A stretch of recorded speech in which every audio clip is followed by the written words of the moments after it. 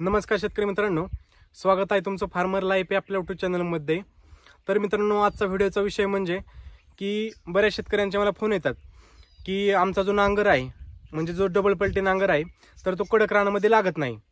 तर मित्रांनो, तो जो मुद्दा आहे तर तो आपण आपल्या आजच्या व्हिडिओमध्ये मांडणार आहे।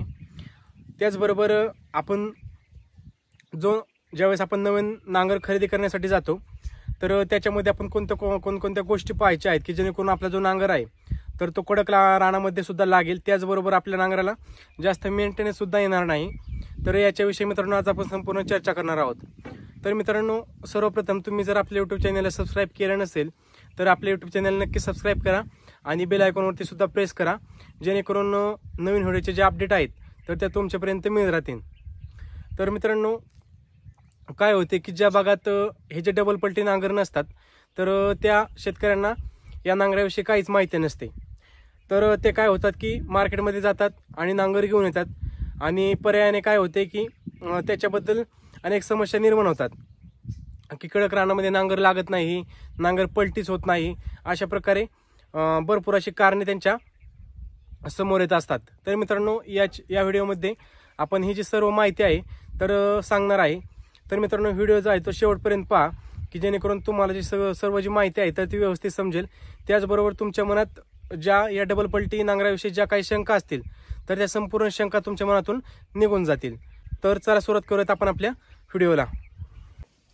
तर मित्रांनो, आपण पाहू शकता की हा जो आपला महिंद्रा 545 ट्रॅक्टर आहे तर तो 45 HP चा ट्रॅक्टर आहे। तर मित्रांनो, याच्यासाठी आपण डबल पलटी नांगर वापरत आहोत।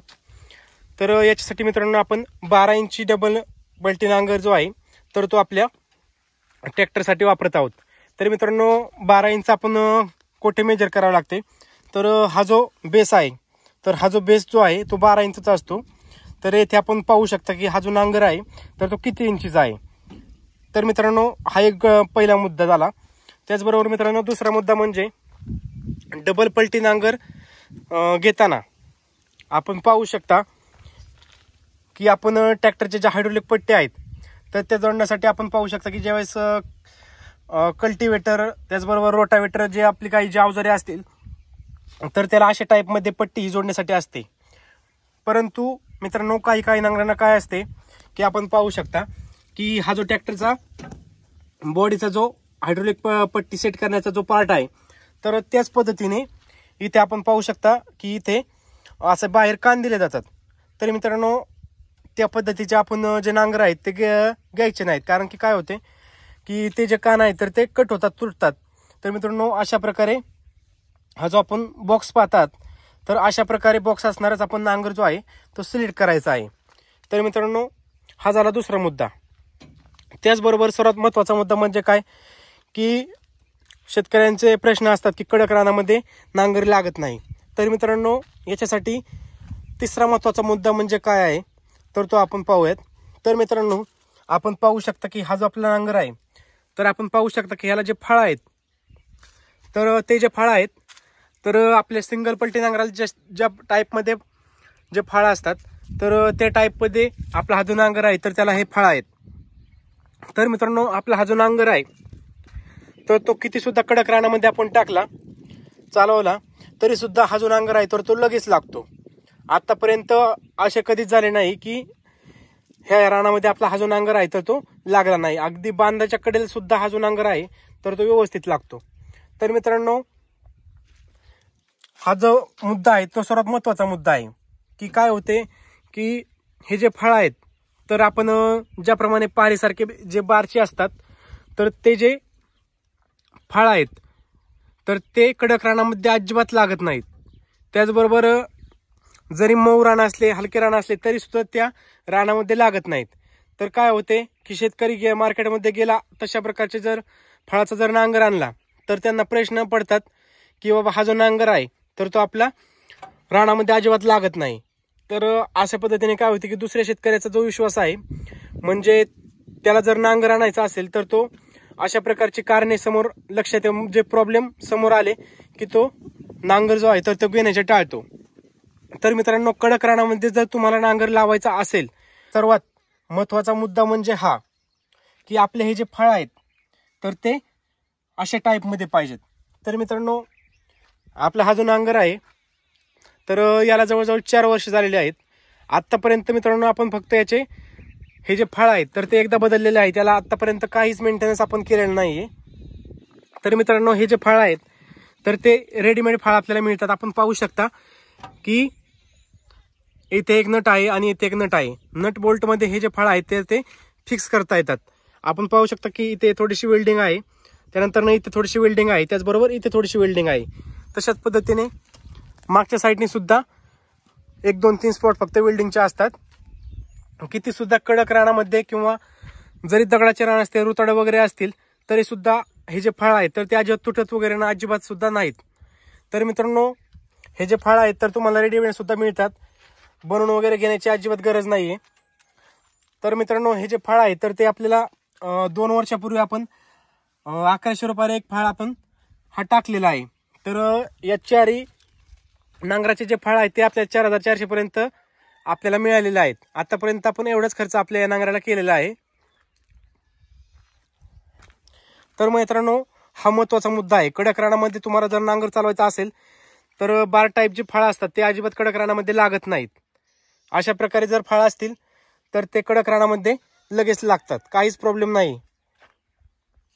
त्याचबरोबर मित्रांनो आपला हा जो नांगर आहे तर याला आपण पाहू शकता की शेव करायची सिस्टीम या नांगराला आहे. पण मित्रांनो आतापर्यंत आपल्याला शेव करण्याची गरज आपल्याला कुठल्याच रानामध्ये पडली नाही, कारण की प्रत्येक रानामध्ये आपला हा जो नांगर आहे तर तो व्यवस्थित लागतोय. तर मित्रांनो ही जी सिस्टीम आहे तर ती कशा पद्धतीने काम करते तर तुम्हाला सांगतो. तर मित्रांनो आता आपण पाहू शकता की हा जो नांगर आहे पाठीमागचा तर तो आपल्याला समजा करळ करायचा आहे. तर मित्रांनो हा जो नट आहे तो पूर्ण लूज थोडा लूज करायचा, त्याचबरोबर हा पुढचा नट जो आहे तो लूज करायचा. आणि आपण पाहू शकता की हे जे बॉडीला हा एक नट आणि खालचा एक नट आहे तर ते दोन्ही नट थोडेसे लूज करायचे आणि नांगर आपण हा जो नांगर आहे तर तो आपण खाली दाबायचा आहे. त्या अशा पद्धतीने आपण हा जो नांगर आहे तर तो कराळ करू शकता. आपल्याला किती इंच कराळ करायचा आहे तो करायचा आणि हे जे नट आहेत तर ते पुन्हा टाईट करून टाकायचे आणि त्याचबरोबर हे जे 2 नट आहेत तर ते सुद्धा पूर्णपणे टाईट करून टाकायचे. तर मित्रांनो ही जी सिस्टीम आहे तर ते आपल्या नांगराला ही दिलेली आहे. कारण की मित्रांनो मी जवळजवळ 4 वर्ष नांगर हा वापरत आहे, त्याच्यामुळे मला जो अनुभव आलेला आहे तर मित्रांनो तो मी तुमच्यापर्यंत शेअर करत आहे. त्याचबरोबर मित्रांनो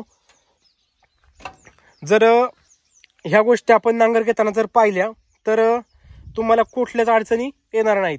त्याचबरोबर मित्रांनो हा जो आपला नांगर आहे तर तो मॅन्युअल पलटेवाला नांगर आहे.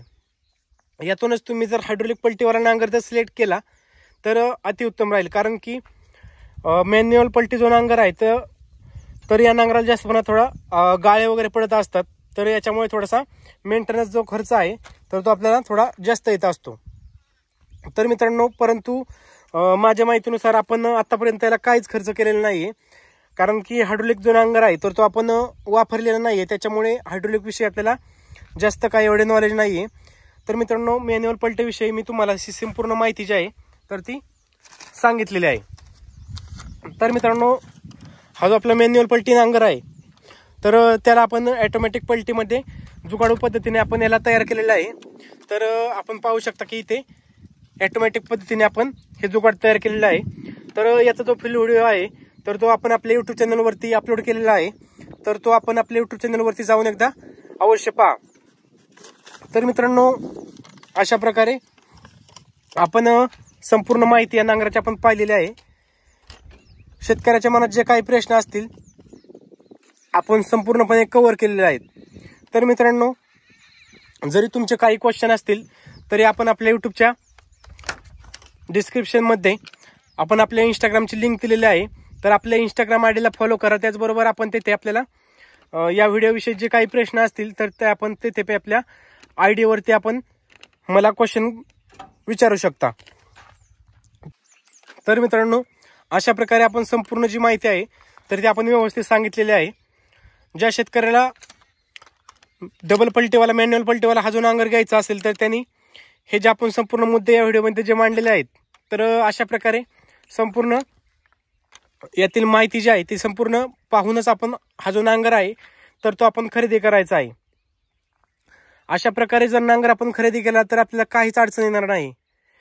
त्याचबरोबर आपण या नांगराविषयी संपूर्ण माहिती, कडक रानामध्ये कसा नांगर लावायचा, त्याचबरोबर बांधाच्या कडेचे जे रान असते तर ते कशा प्रकारे काढायचे आहे, तर त्याचा सुद्धा जो फुल व्हिडिओ आहे तर तो आपण आपल्या YouTube चॅनलवरती अपलोड केलेला आहे. तर तो सुद्धा जाऊन एकदा आपण अवश्य पहा. तर मित्रांनो, हा जो व्हिडिओ संपूर्ण पाहिल्यावरती ज्या काही शेतकऱ्यांच्या मनातील ज्या काही या नांगराविषयी ज्या काही शंका असतील त्या संपूर्णपणे दूर झाल्या असतील अशा मी ग्राह्य धरतो. त्याचबरोबर मित्रांनो, तुम्ही जर आपल्या YouTube चॅनलला सबस्क्राईब जर केले नसेल तर नक्की सबस्क्राईब करा आणि बेल आयकॉनवरती सुद्धा प्रेस करा. तर मित्रांनो, तुम्हाला ही आजची माहिती कशी वाटली आपल्याला कमेंटमध्ये नक्की कळवा. त्याचबरोबर हा जो व्हिडिओ आहे तो जास्तीत जास्त शेअर करा, जेणेकरून आपल्या शेतकरी बांधवापर्यंत ज्यांच्या मनात काय ह्या ज्या नांगराविषयी ज्या काही शंका असतील तर त्यांच्यासुद्धा दूर होतील. धन्यवाद.